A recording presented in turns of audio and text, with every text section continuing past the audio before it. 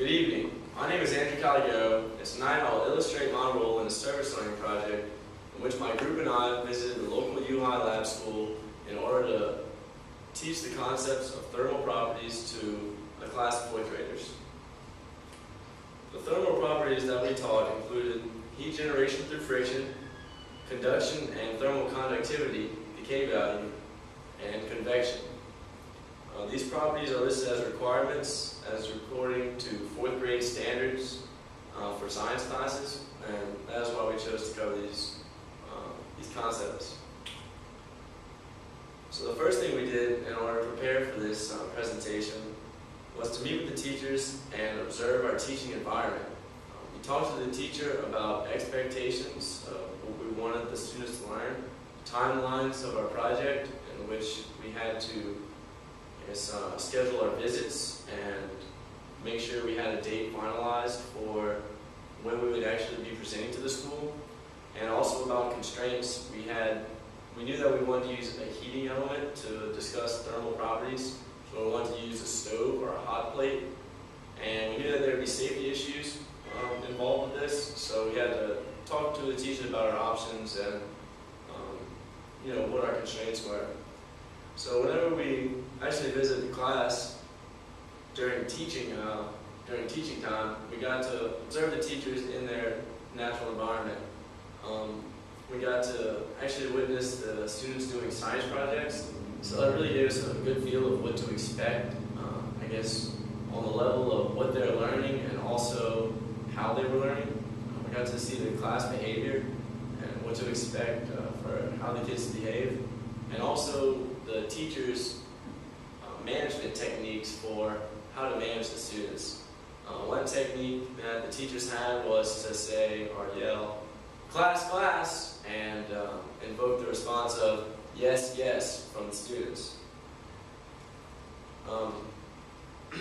So to devise our lesson plan, we discussed with our professor, Dr. Boulder, the teachers, and amongst each other. We researched projects on the internet to get some ideas about how to teach them about our chosen thermal properties. And we never really had a final lesson plan until pretty much up until the presentation day.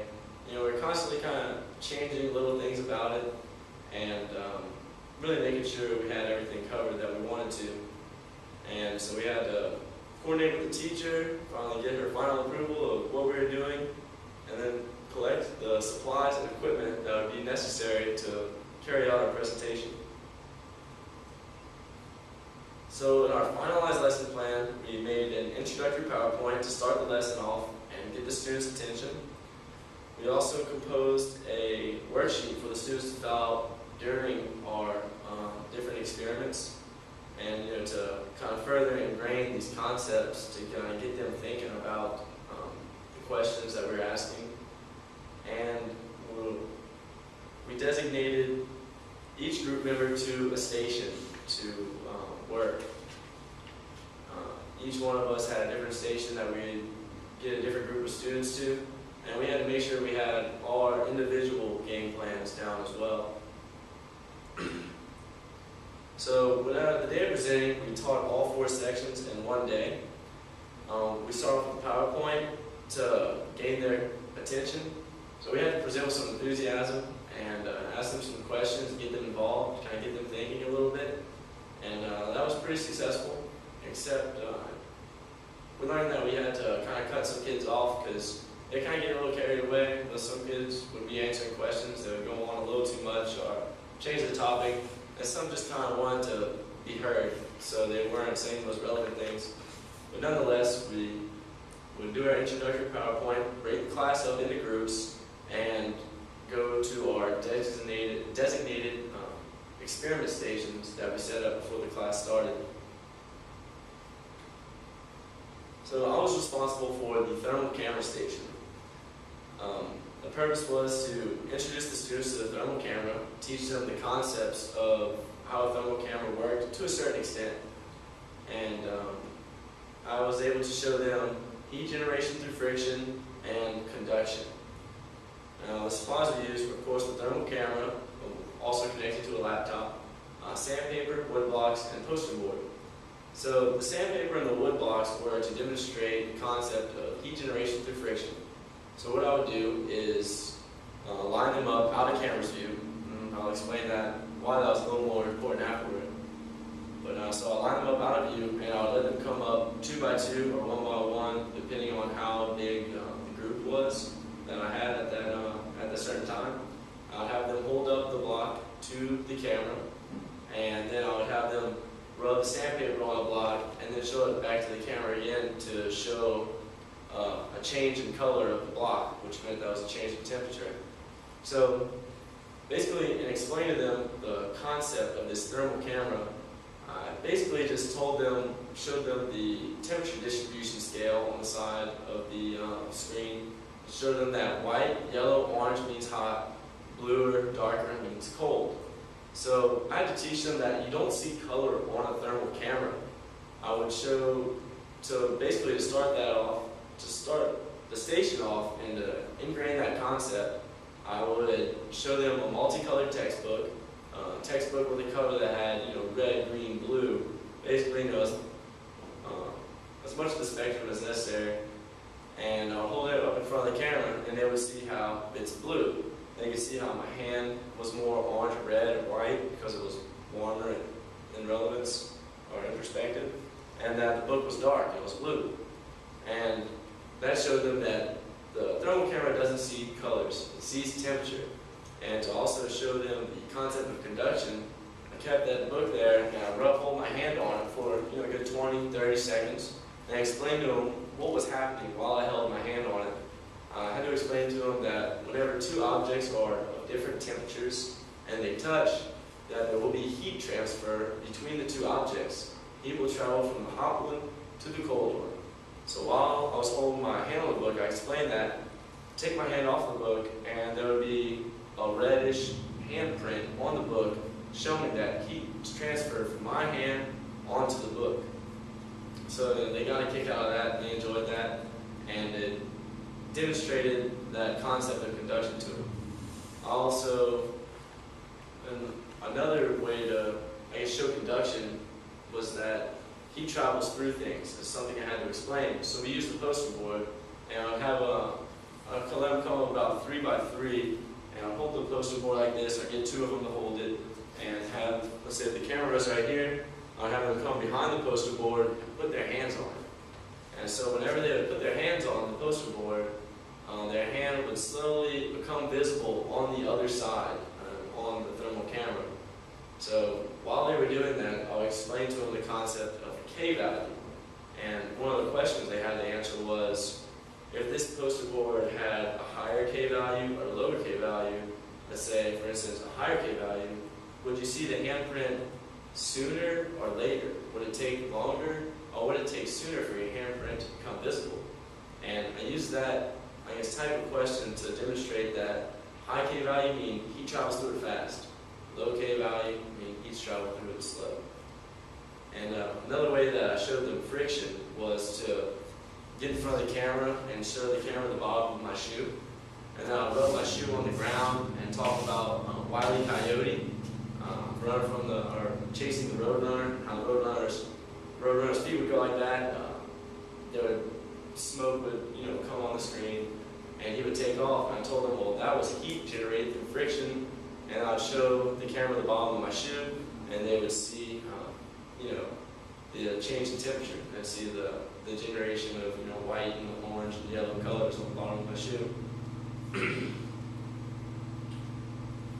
So the reactions to the thermal station, they was a lot of monkey play, so to say. They got very excited, and it was pretty hard to keep them all focused and to keep them in line. I quickly learned that whenever they came to the station, I had to line them up on the side, out of the camera's view, and cover up the lens to actually even start to explain what was going on.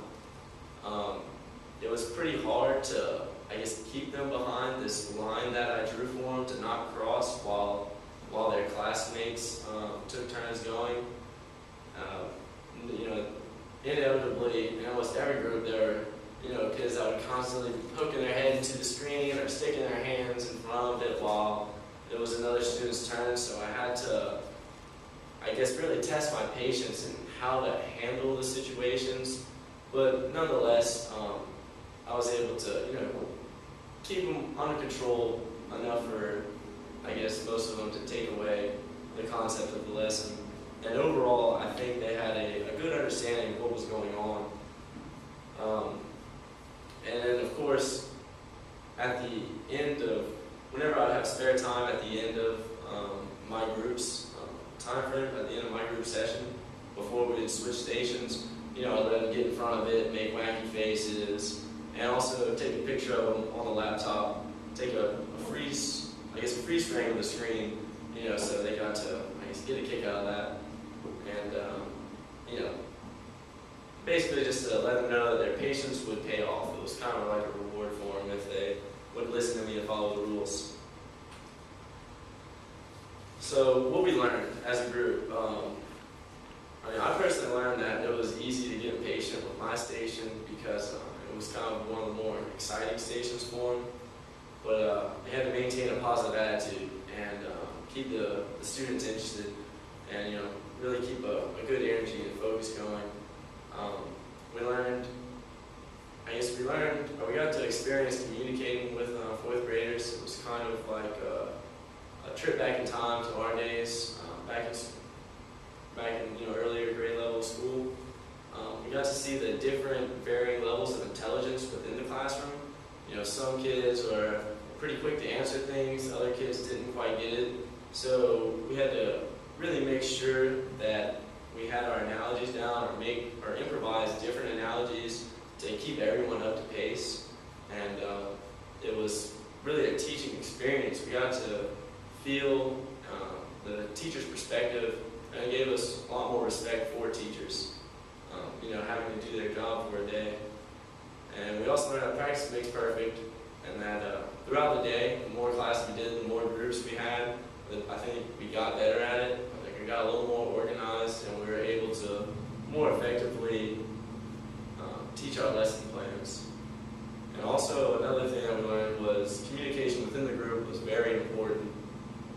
It really taught me and taught us that to be successful in this project, we had to constantly be on the same page, whether it's through emails or text message, and meet regularly to make sure, of course, that we're all on the same page, and to further, improve our project and what we can do, discuss what we can do to make it better and more effective. And that is all. Does anyone have any questions?